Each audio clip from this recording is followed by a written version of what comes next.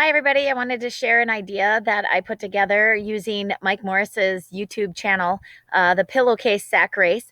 And it was an activity put together by, I believe, Amy Gibson. So thank you very much for doing that. I took their idea of doing a pillowcase sack race with my students and turned it into a Scrabble type game. So here's how you set it up with your students. Have them be able to, if you're doing this with a Zoom or Google Meets, you have them have their devices on a table. They can either have a piece of paper with a pen or a pencil, or you can have the chat open.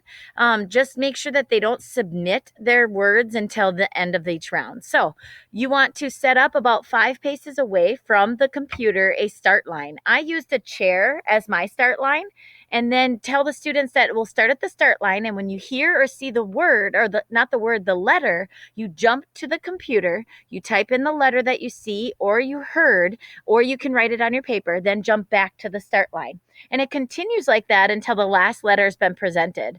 When I tell them the last letter has been presented, then I'll say go. They have 30 seconds to unscramble the word and submit it via chat, or just check their answer when they write it on their paper. So at the end of each round, you can either make it a competitive game where whoever was first gets a point, or they're just checking their self for their correct answer.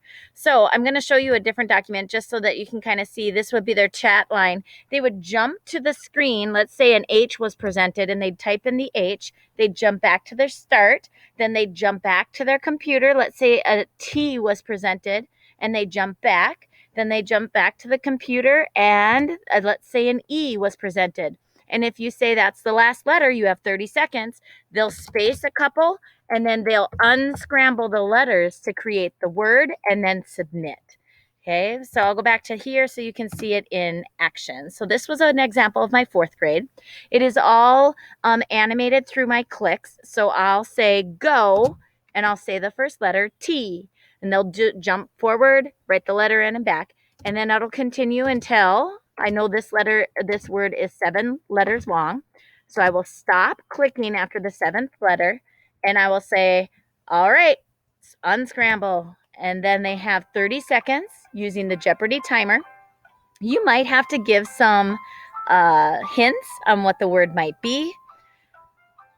And then at the end of 30 seconds, this will just automatically stop. You can click and it'll show the answer. So they can check their answers that way. And it'll continue on via clicks to a new word.